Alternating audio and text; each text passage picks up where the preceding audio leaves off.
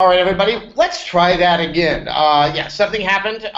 Nick is in another room, and I'm running in going, no, it's all gone kablooey. But then we got back in there and we fixed it. So we'll see how long we go. So this will be the most tenuous address to Sess ever. We're going to give this another shot. We're bringing people in as we speak. No need for the preambles. Nick, do you want to bring someone in? Yeah, let's go for it. Here's Alex Windham. Hey, Alex, how are you doing? Uh, I'm good. How y'all doing? Doing all right. Are you inside a bunker? Actually, no, I'm in my man cave.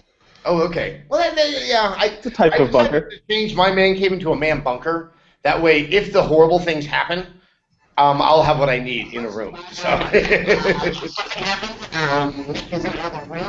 so what's on your mind, Alex? With new consoles coming out, I had a question. I wanted to go back to the old consoles.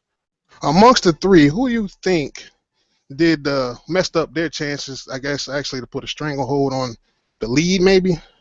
So you're wondering what's happened this generation that's either helped or hurt a console for the next generation? Yeah, exactly. Well, actually, hurt. Yeah, both actually. Well, it's interesting. I don't think there's any one console that's just helped themselves. I don't think there's any one console that's hurt themselves. I think Microsoft has demonstrated their ability to maintain a back end with Xbox Live and everything like that.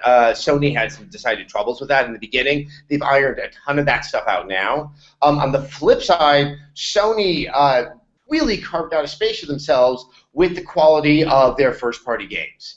That they're willing to invest in stuff that is ambitious, like Journey or something like Heavy Rain, and then have stuff that's still a little bit more mainstream, but really has a craftsmanship, like everything that came out of Naughty Dog. What we saw with Microsoft was, there was Gears and there was Halo, then there was some Fable, and then there seemed to be less and less and less. And those are the things that really can help make a choice about what console do I want, because you want to know what software you'll have unique access to with a particular console. So I think it really is going to come down to what people want out of their gaming experiences. Is it the more social, the more online play, or some really interesting investments in some very, very unique software.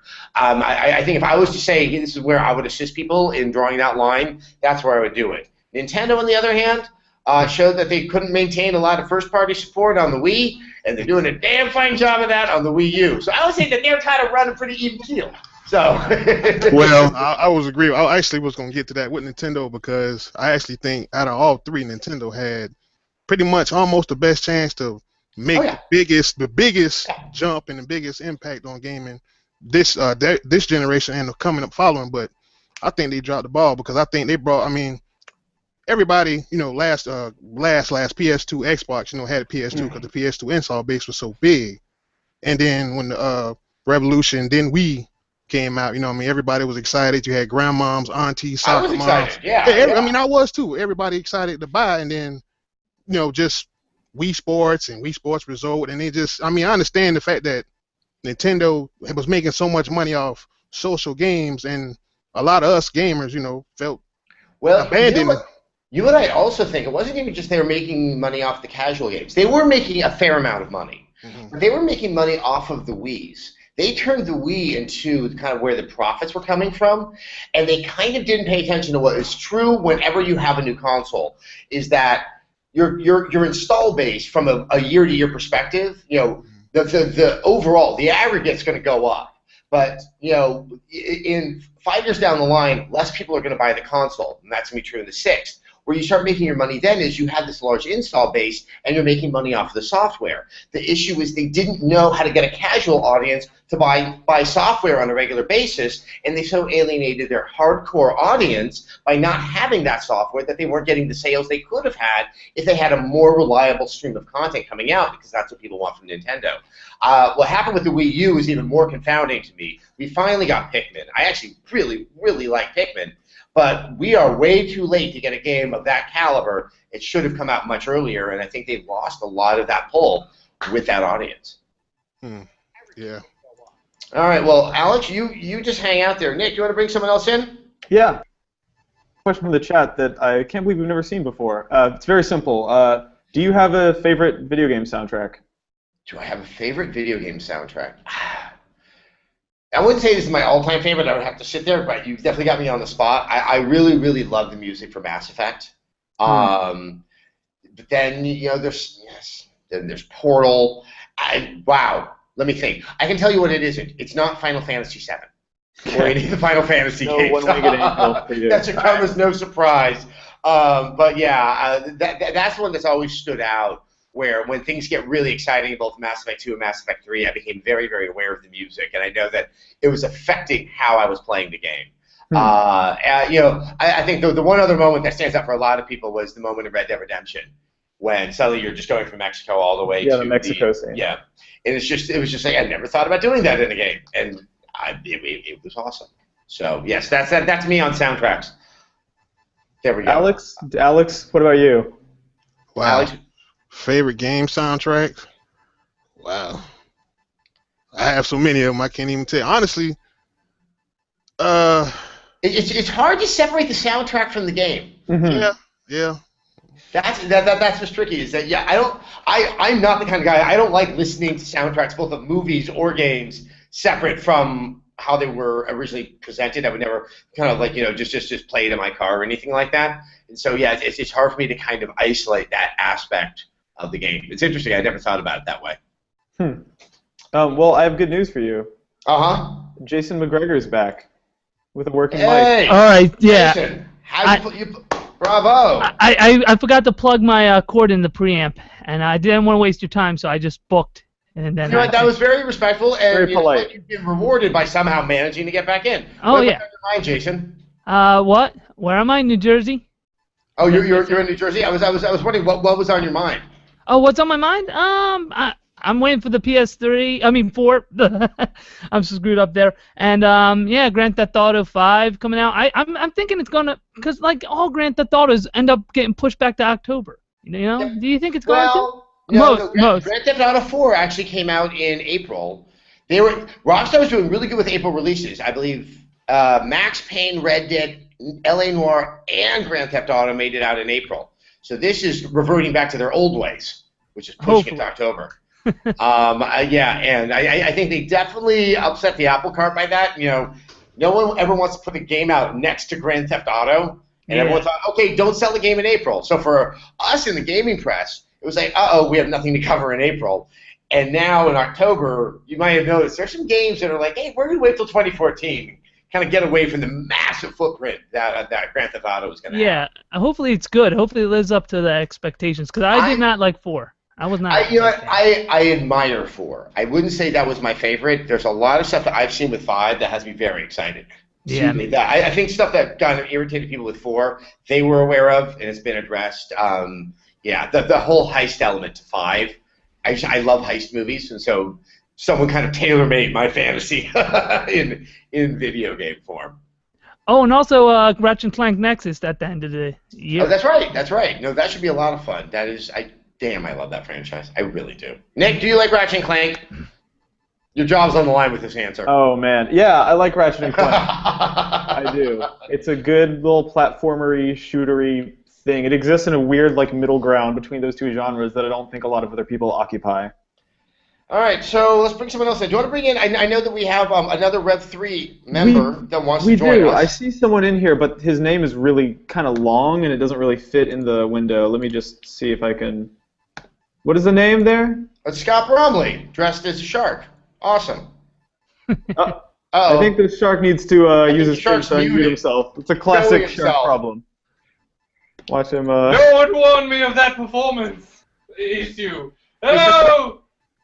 All right. Scott, are you actually pretending to be a shark? What? No, my name is Sharkleberry Findleton III. All right. Hello, ladies and gentlemen. I am a shark thespian. Say that again? I am a shark thespian. I come from a long line of shark thespians.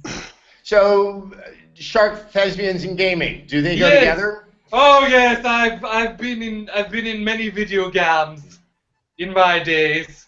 I was in Tetris. I don't remember that. Well, I'm sorry, what were you in Tetris? Scott, I don't know why I'm pretending you are a shark right now, but... If you would let me talk for one moment, Mr. Thessler, gosh, you're worse than Sinbad. I was the T-shaped block in Tetris. Can you show us? Can you show us that? Can you do it for us again? Yes, I will. Hold on, let me demonstrate. Ready? Uncanny! Uncanny! Thank you. Okay, Thank you. So everybody knows we work for Discovery and obviously at Shark Week, and as a result, I think we spent at least $45 on a whole bunch of shark outfits, and clearly Scott is in love with it a little bit. How dare you break the fourth wall here, Mr. Kessler? I am trying to create the illusion of a shark thespian actor from a long line of shark thespians, and you, sir, have destroyed this. So, okay, the final thing, I'll go ahead and play along and address you as a shark. Thank you. So, do you... Sharkleberry Findleton III for you, yes. Go, continue. Sharkleberry Findleton. Jaws. Do you see Jaws is giving bad representation to sharks? What's that? Do you think it gives a bad representation to sharks, or are you kind of all in line with that? I just think that Bruce the Shark is a terrible actor.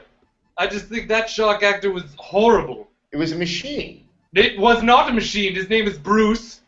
He's got a little bit of a problem up here, if you know what I'm talking about. It was the 70s. So you know him personally? Oh, I know him personally. Yes, we've hung out at Diane Cannon's house. Anything for front row naked tickets? Am I right, Adam? Do you have anything about video games? You have yes, all sorts of things about video games. What do you want to know? What's your favorite shark video game? My favorite Jaws. I was in Jaws. Jaws Unleashed. No. You're in it. Jaws from the company Elgin. I believe that's how you say. They have a rainbow in the Elgin video game for the NES. I believe that's what you also call it. And you were in it. Do you think that's the apotheosis? But I'm not technically in it. I inspired the game. Okay, so voice acting or motion capture or? No. You collect shells in that game because I love jewelry. That was the inspiration. I'm a shark who loves jewelry. All right. Yeah. Okay. Well, will you stay there, Scott, and maybe Scott can come back. Sharkleberry, Findleton the third. Yeah. Nick, do you want to bring someone else in? Yeah, let's talk to a person. Let's talk to Tony. Tony. Okay, good. You're not in costume. You did. Yeah. We can only see him from like here up. He might be in a costume. Yeah. No. Trust me, I'm not in a costume at all. Or you decided to come dressed as a normal, reasonable human being. So I am an actor. It's not a shark actor. Oh, another thespian! Oh, wonderful! Let's talk about the theater, shall we? No. I can hear you. Tony, where are you reaching us from? Atlanta, Georgia. Atlanta, Georgia. Cool. So, what's on your mind? Real quick, I wanted to say, Adam, I've loved you since G4, but what? Oh. I really enjoy like what you've been able to do with this space here, like on Rev 3. Thank you very much, man. Thank you. It's very liberating compared to what it's like to work in television. Oh, I completely understand that. Like, I feel like you have a free space to roam and like actually be yourself, and I'm way more like interested in like what you have to say now than you did on G4 because I felt like you were way more refined, like you said, is more liberating there. Well, it really comes down to a simple thing. I have more time to say the things because you're not constricted to having X amount of things happen within a half-hour period. Sure. There really is a certain mechanics to how television works that just don't foster in-depth discussion. I mean, there's PBS and there's everything else. So, anyway, Tony, what's on your mind game-wise? Game-wise, a ton of stuff. I'm really looking forward to Arkham Origins. And kind of going on. Are you excited about the multiplayer?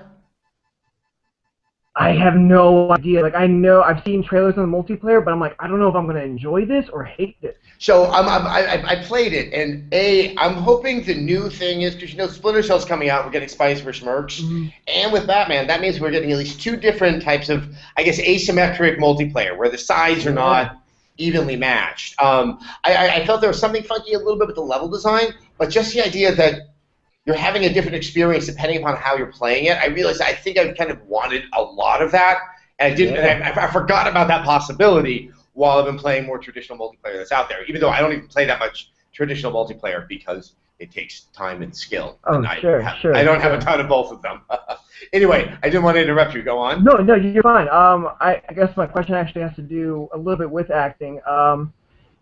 just I guess let's just address like acting and gaming, the differences, like where you see it, because I see things like Uncharted and just those small little no, and like him about to go off a ledge and just him running and just the subtle things that he does. I'm like, wow, why do I enjoy this game so much more than something else where they're not really panting as much when they're running or. Yeah, I mean, I actually see where you're coming from on that. It's especially in games that are trying to give a sense of reality. Uncharted, it's stylized, but it's kind of grounded in a world we're supposed to recognize as our own. Mm-hmm. That the danger in games when you go there is, once you go down that path, we can check the game against our actual experience. And you want to have those small touches that read a little bit more like how real life would occur. And granted, Naughty Dog benefits by having very talented actors do full capture. It's not just voice capture or just the facial capture. They're acting out those scenes, and so you're getting those nuances and those subtleties. But I know what you mean. When he jumps, it's that uncertainty.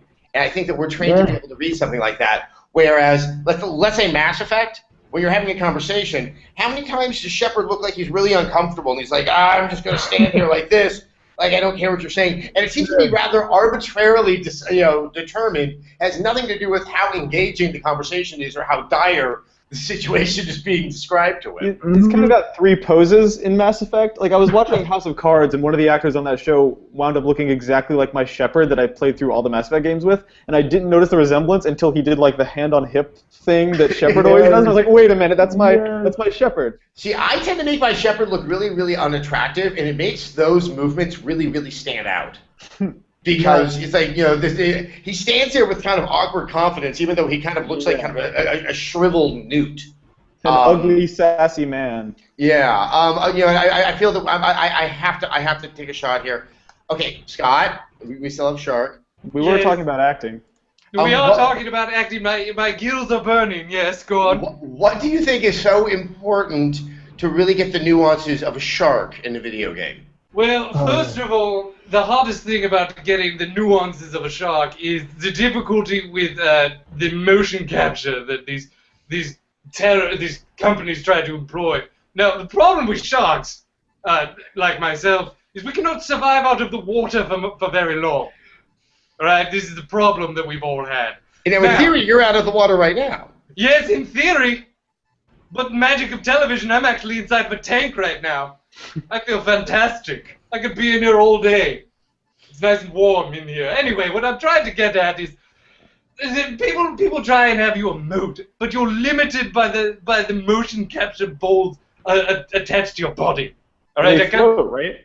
They float. Yes, exactly. They float. You put them on and they just float right to the top. So you're constantly trying to swim to the top of the tank, and they're like, no, do it again. Nathan Drake wouldn't do it like that. And I say, but Nathan Drake is a human man. I am but a shark. And they say, I thought you were an actor. I thought you were supposed to use your surroundings. And I'm like, I still don't understand. And then I get fired. Well, that's just traumatic. Well, it's traumatic, but I still end up in the game. Name a game, I'm in it. Just Mario. Go ahead and name a game. Any game? Any do we have game. any? Jason, name a game. Game with a shark? No, game that I was in. Any game. Barely in it. Alright, Ratchet and Clank? Ratchet and Clank, yes, I was in that game. I was a bullet. I came out of a gun. Oh, well, alright. I studied for years. You're kind of the Nolan North of sharks, a little bit. Kind of, just a little bit. I am actually also Nolan North. You played Nolan North. I play Nolan North, yes. Yes, that's me. Surprise. I'm versatile. I told you, I come from 3 generations of actors. I'm like a Barrymore.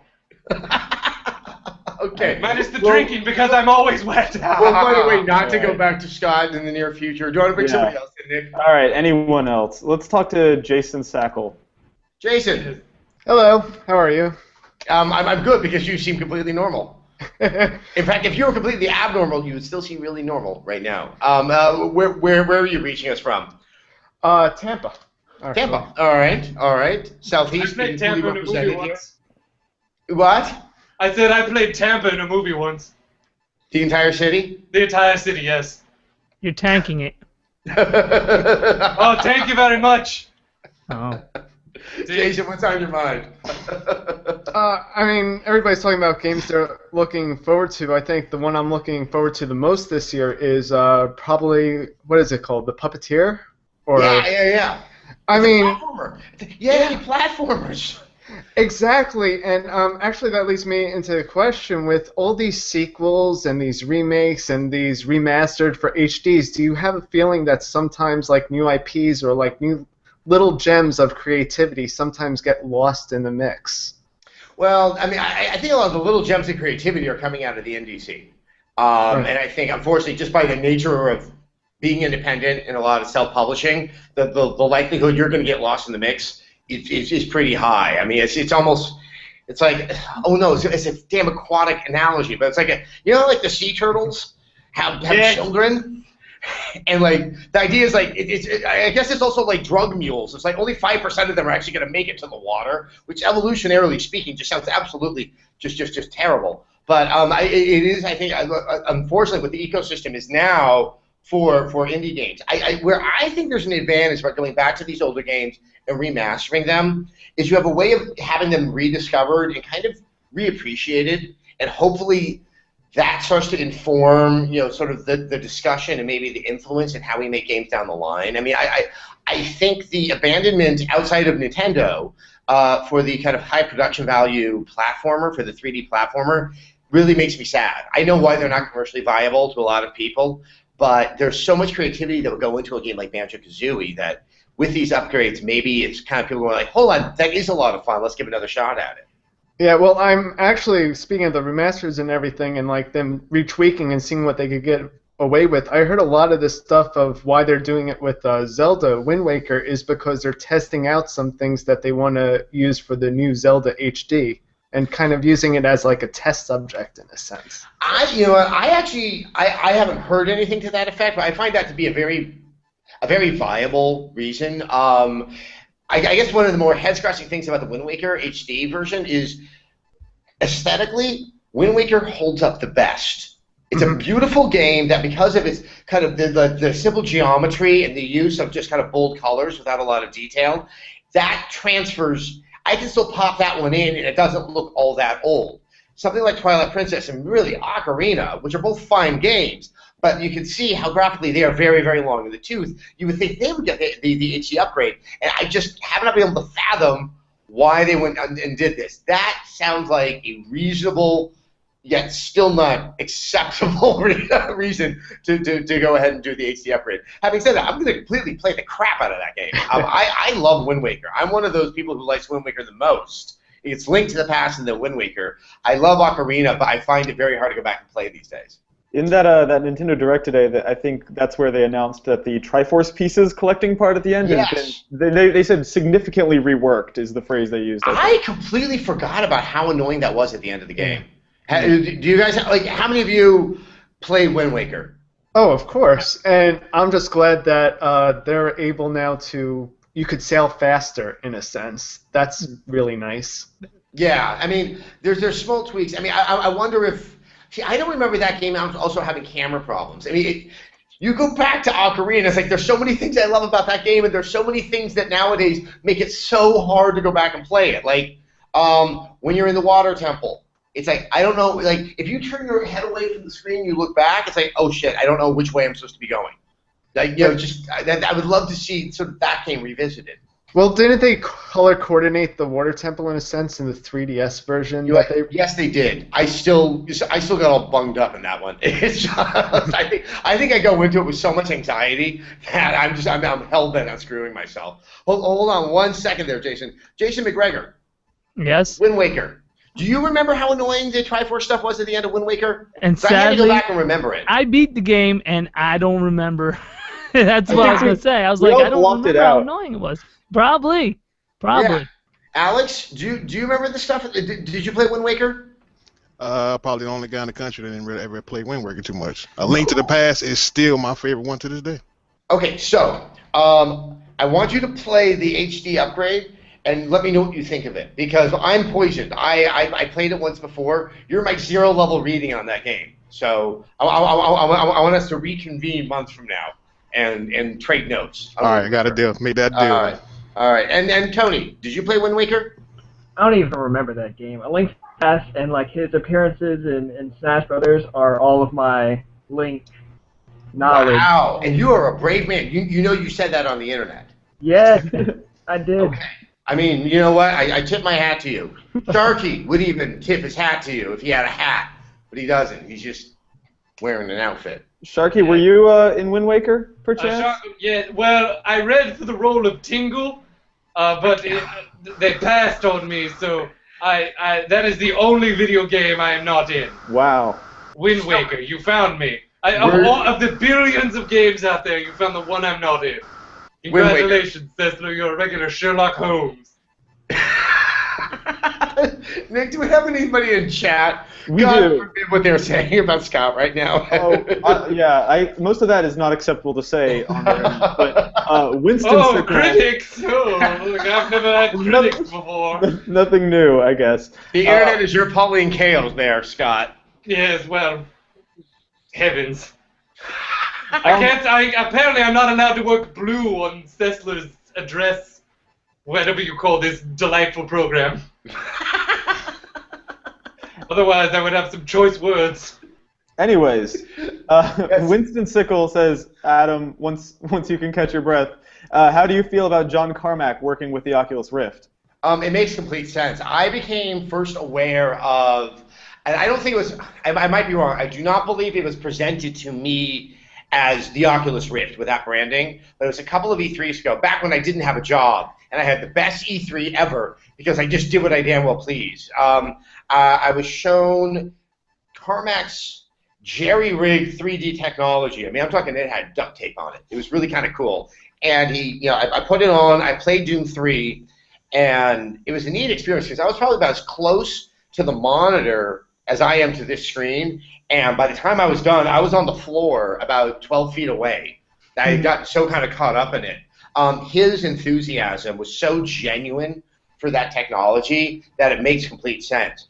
I believe this was hypothesized by Game Informer, and I have to say I think there's something to it. I would not be surprised if Doom 4 will be Oculus Rift ready.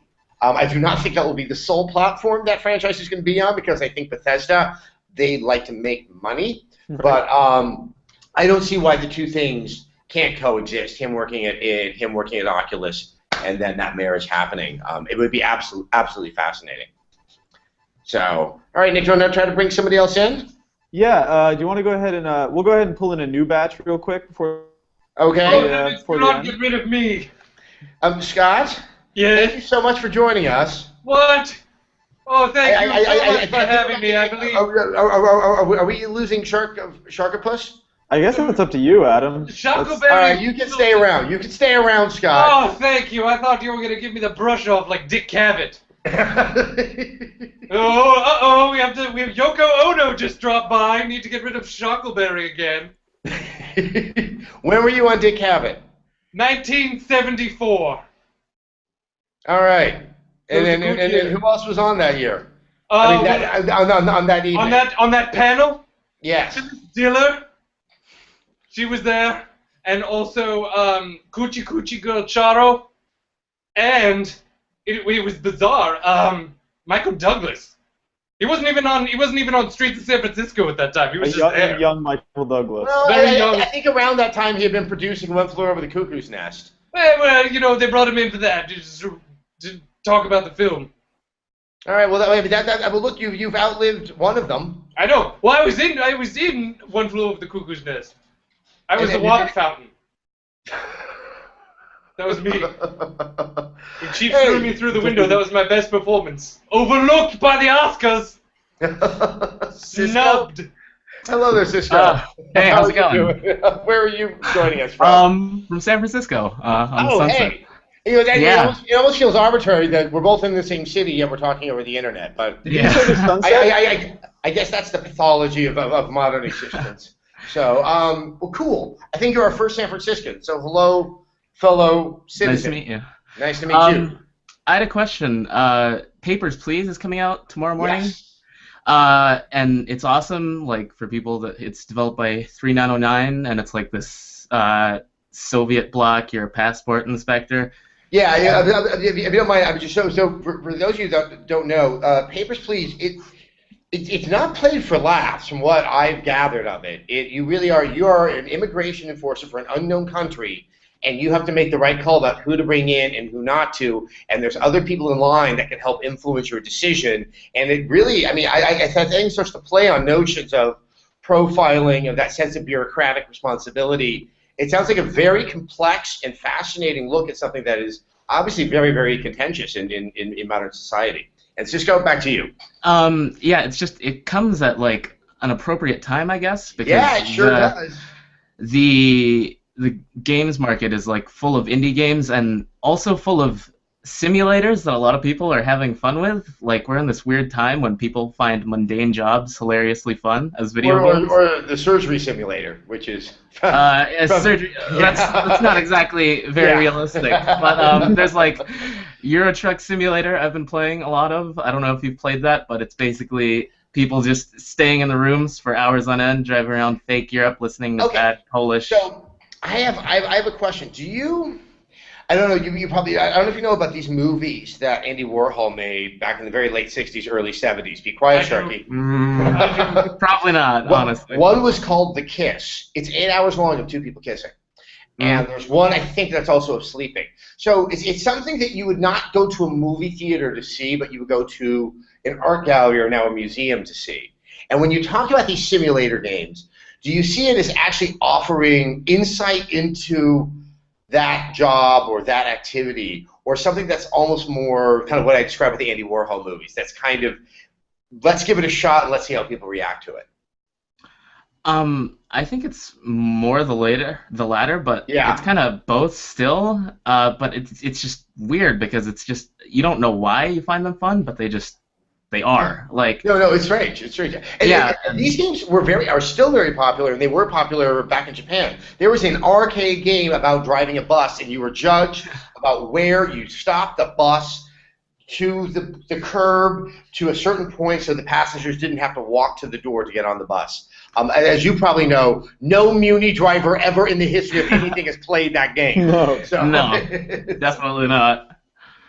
But yeah, it's just, I don't know. I'm looking forward to it, and I don't know. Did you play the alpha that he had on the website? I've seen it a couple of times. It's been presented to me. We're hoping to actually do a live stream of this game, not this week, but maybe next week. It's something we're trying to figure out scheduling wise. But from just a sheer subject matter, it's absolutely fascinating.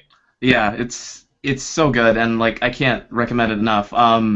Just the way that you're just sitting there, and it seems so mundane, but it really, really just draws you in. It's incredible how that dynamic works. I think after, when I was doing television, I had dreams of just driving a truck.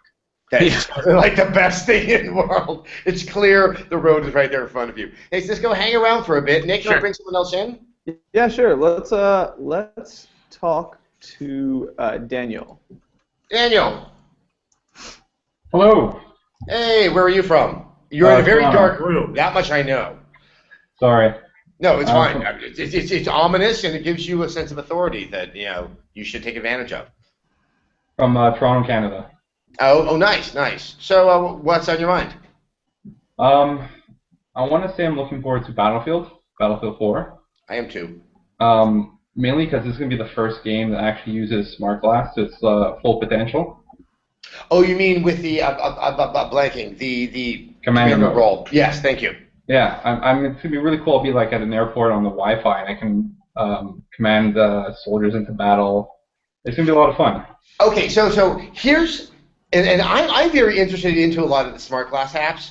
I've tended to gravitate towards the ones, that aren't sort of in real time with the game's events. The one that stood out to me was Need for Speed Rivals, because some of the stuff I would rather not do in front of my TV, like trick out my car, and plan those things. That's a great thing to do on the bus. Yeah. When you imagine doing commander role mode, whatever the hell I want to call it, and you think you're at an airport, wouldn't you still have to be coordinating with your other teammates, like to be playing at the same time? I'm not sure, because it's more of like an overseeing role, so you're going to be seeing their movements. You can tell them where to go. Right, but it's while they're playing. So it's the idea is like the match time and everyone getting in there for the match still has to be coordinated. That's where I'm trying to imagine sort of the confluence of events where like I'm you know I'm not at home, but I have enough time to sit down and play the game with them from that vantage point. I'm assuming it's going to throw you into the game. I mean, there was some alpha footage from EA saying people started playing it, and 5 minutes later it said Commander is now online. So I guess it throws you into a game, and then you just. That just sounds so scary that like you have no idea who this commander is. I mean. Probably the NSA. Yeah. Yeah. Very good point. But I like that, and I like the fact that you can tinker with your loadouts while you're playing. You can see who's online, what stuff you're going to unlock next. It's going to be really cool.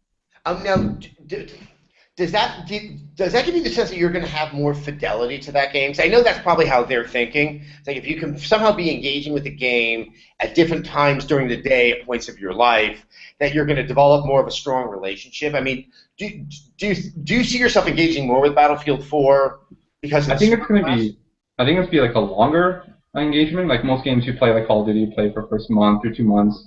Or Halo 4, a lot of people dropped off playing that game within the first couple of weeks.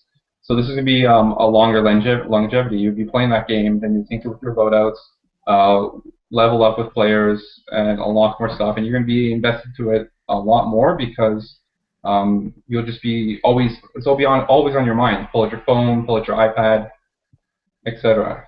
So it's always going to be on your mind. You know what? If there's anybody, let's wave in case there's any secret marketing people that are in the room. You just made somebody's day over Electronic Arts. So, I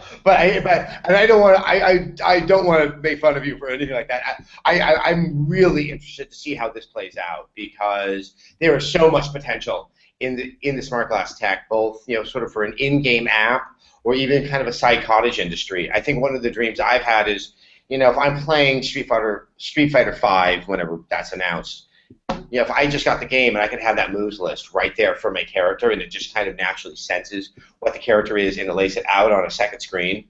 I mean, that just becomes, it just helps me stay with the game. That can be just a third-party support right there. I remember when I used to play like Street Fighter or Mortal Kombat with my friends, we'd be like, oh, hold on a second, let me pause. Look at the move list so I can at least know what I'm doing. Exactly. And I could sit there and actually try to, I suck so badly at Mortal Kombat, and those are the ones where I really have to memorize everything that, I might suck just a tiny bit less. I'm horrible at Street Fighter. I went online once, I played like 10 games in a row, lost them all, and it's just like, I'm done with this game. Yeah. One day you and I will play each other in both games, and at one point we'll both feel good about ourselves. How about that? All right, Daniel. Nick, do you want to throw somebody else in? Yeah. Do you want to? Here's a real quick chat question while we load them up. This might be a big question. What do you think is the most influential game of this generation, the generation that's ending now? The most influential. Correct? Yeah. Okay. I've actually made this statement before, and I would like to clarify. Influential does not always mean best, but though I actually quite like the game series. I think Gears of War was. I think that it so changed the way that we look at combat in action games. It's so many other games so quickly decided to take either large ideas from what it presented. I mean, if not just cover system, then just how you kind of lay out a sense of combat in a particular space. The speed with which, after that game came out, that you started to see those replications. I am not saying, and I've been yelled about this before, this is the first game that did cover. The first game that did cover was on the N64, and I'm blanking on the name of it. If Scott was not playing Sharky, I bet he would remember it. I remember Kill Switch being a big one. That's it, Kill Switch. Yes, it was Kill Switch. Yes, or was it? Anyway. I think Kill Switch, yeah. Anyways. But the way in which it incorporated it made it so organic to the gameplay, and then it had such an effect upon how the enemy AI reacted to you that, I consider Gears of War to be the most influential game. Also, I would have to say that because I wrote the introduction to the Gears of War 3 art book where I said that. So I believed it at the time. I'm going to go ahead and still believe it now. So, all right, cool. Sharky, what's your most influential game? Oh, that's easy. Carnival Games. Why? For the Wii? For anything. Look at it. It spurred an industry of garbage. I love it. I was in Carnival Games. What were you? I was the barker. That was me. Carnival barker. Yes, that was me. That was you? Were you in a costume? No. That was me. It was not in a costume. That's how I look. Well, at least on those graphics, that's how they rendered a shark. Look like a man with a curlicue mustache, some nice candy striped shirt, begging you to come in here and play my games. That's how I live my life. All day. Nick, what was your most influential game? What was it? What? What was your most influential game of this generation? Carnival Games 2. Oh, don't dare! I said the whole series. You can't steal mine. Let's We have Max here, Nick. Hello there, Max. How are you doing? Hi. Thank you for bailing us out of this, Max. Well then. taking a bullet, a sharp bullet. So Max, where are you joining us from? Pennsylvania. Pennsylvania. Well, it's good to see you. I see the Charmander in the background. Yeah. And was that for the sake of this shot, or is it always there? No, that's just been there. All right. Well, it's like it's hovering over your head like one of those angels on the shoulder in an old cartoon. Anyway, I played Charmander in the movie. just the first movie. Go on with your question, Max. All right. So I'm a guy that listens to a lot of podcasts, including Sharky's Comedy Button. And I was wondering if you I've guys. never heard of that show.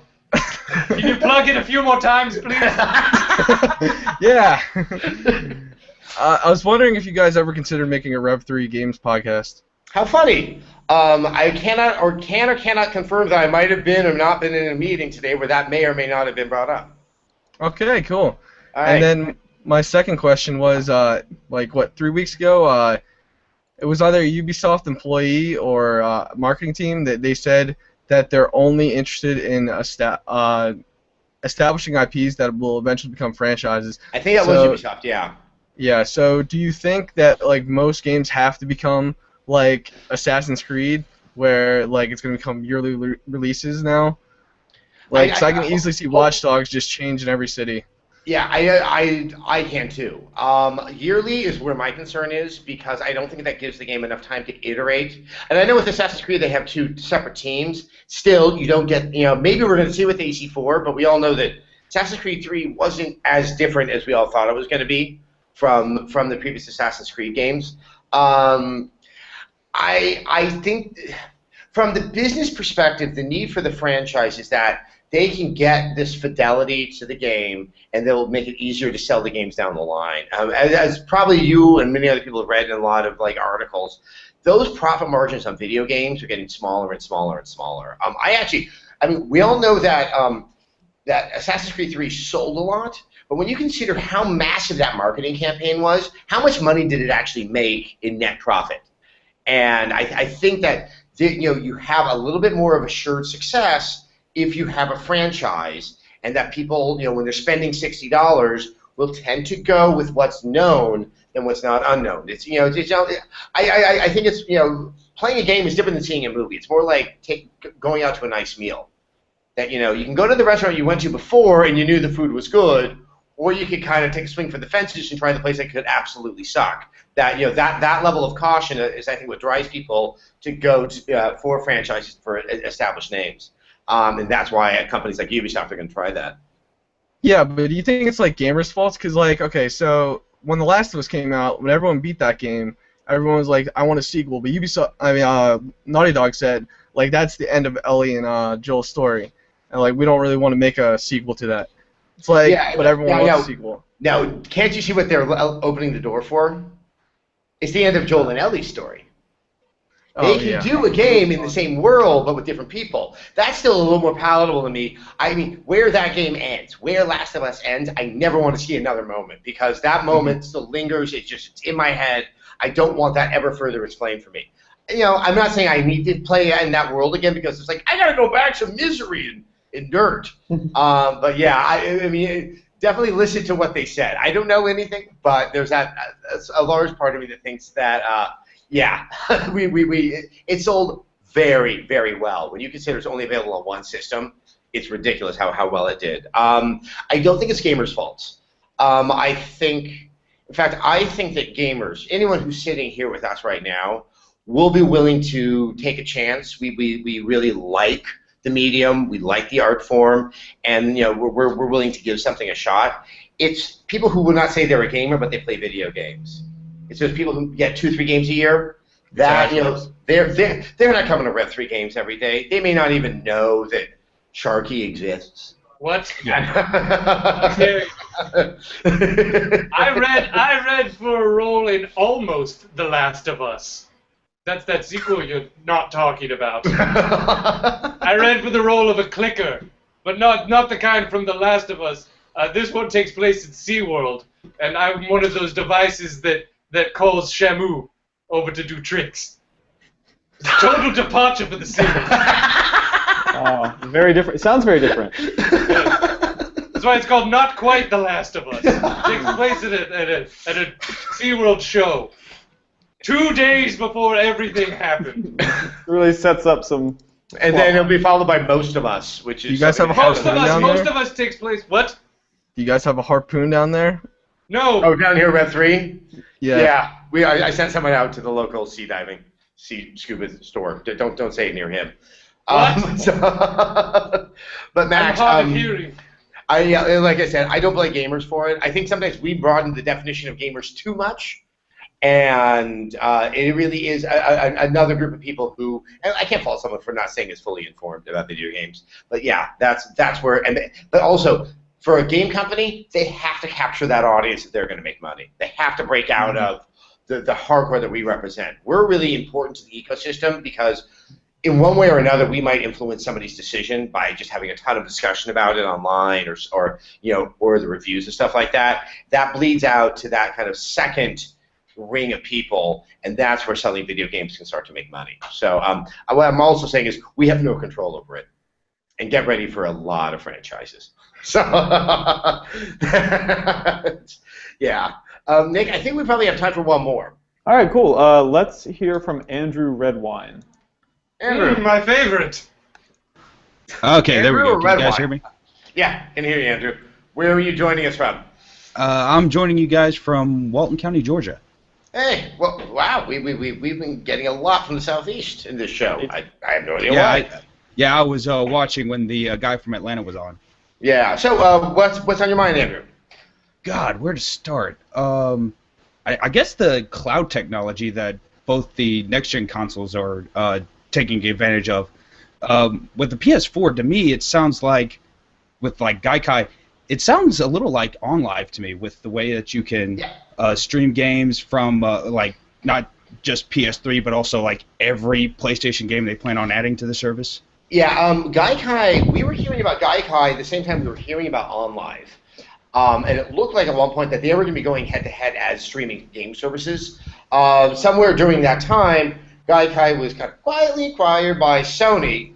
Obviously, we now know what their plans are for it. But in inception, they were looking at doing something very similar. I know that Dave Perry, who I know much better than the gentleman who ran OnLive, because his days back to Shiny, making Earthworm Jim, is that they also saw that as a way for game publishers to be able to sell games, that you could have a streaming demo, that there was a way in which gamers could get it into their hands very easily, very casually, and that you could take that many people to try that demo and convert them into a purchase of the game. Obviously, plans for that service have gotten much bigger and far more sophisticated. Gaikai clearly is the centerpiece of Sony's cloud service. I wish I had a slightly better idea about what else they're planning to do with the cloud, because obviously, look, being able to stream an entire back catalog of games is awesome. Yeah. But that's not all that a cloud is good for, and it's those moments of articulation I'm dying to get more out of from Sony. Yeah, and then with at least with what Microsoft's doing with the Xbox One, as far as I know, it seems like they're using it more for how do I put this? It seems like they're using it more for like dedicated servers, like processing when it comes to like Titanfall, and a few. I guess they're probably going to add a few other features in there as well.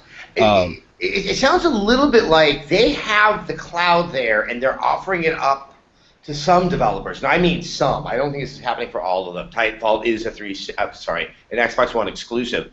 That they somehow can kind of choose how they want to take advantage of it. It seems a little bit more broad-based, which is not to say that Sony isn't doing it. They're just not talking about it. Mm-hmm. But it sounds like they're trying to, they're allowing, and it sounds this way from Respawn, that there is computation that's being offloaded onto the cloud.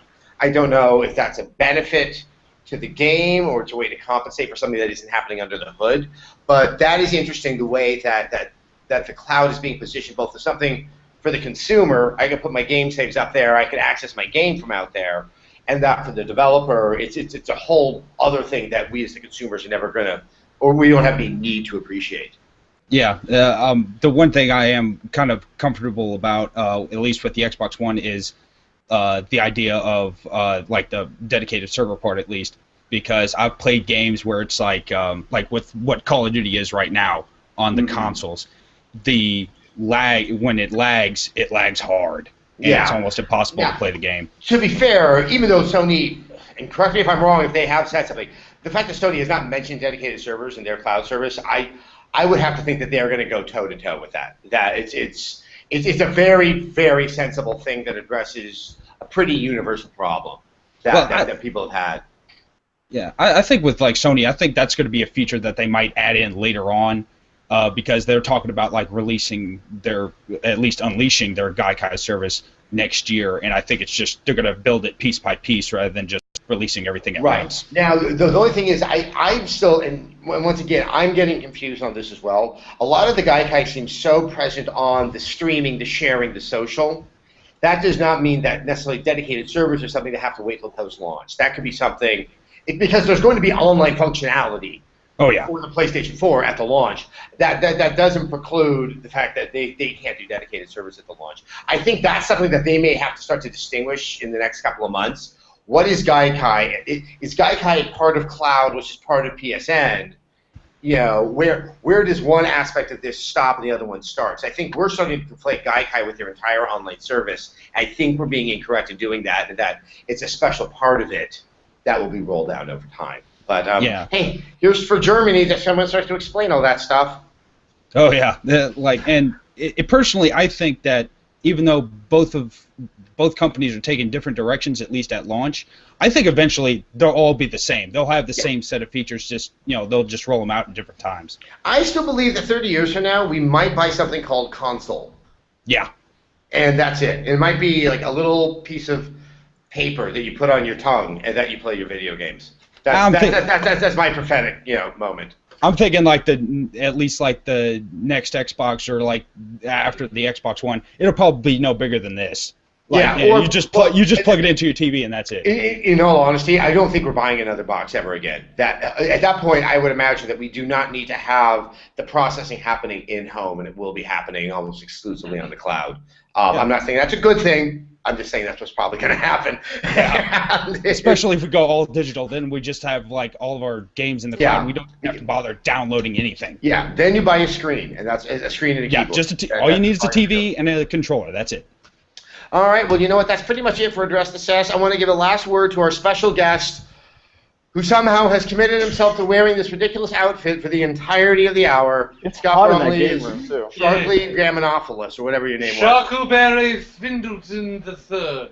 Thank you, Adam Sessler. You can catch me every week on 2.5 Girls, or 2 Drunk Girls, or whatever they call that show on CBS. I'm on that show. I'm also going to be in 3 Ninjas, a reboot of 3 Ninjas called 3 Ninjas Rocky Divorces Emily. I play Tum Tum in that movie. So look for that coming to theaters in 2015. Well, thank you very much, Shark. Oh, thank you so much for having me. I hope I can come back to address the Sossler, or however you say your name, Adam. I hope to come back to this show and talk about all my other projects I have coming up. I see a dinner future, a dinner theater future for both of us. Well, dinner theater, yes, I'll do dinner theater. I'll do any sort of theater. I'd love to get back on Broadway with my father. I was actually thinking Miami 5 p.m. blue light special. Well, then whatever works. Okay. Wave goodbye, I'll play a fishing cats, and Rum Tum Tugger can manhandle me. I'm up for anything. Say goodnight, Sharky. Good night, Sharky. All right, everybody. Thank you very much. It's been Address to Sess. We'll be doing this again. We're doing it next week or 2 weeks from now, Nick? I think 2 weeks. In 2 weeks. We're going to be doing it in 2 weeks from now. Something is going to happen between now and then, and, of course, we'll chat about it, perhaps without a shark. Oh!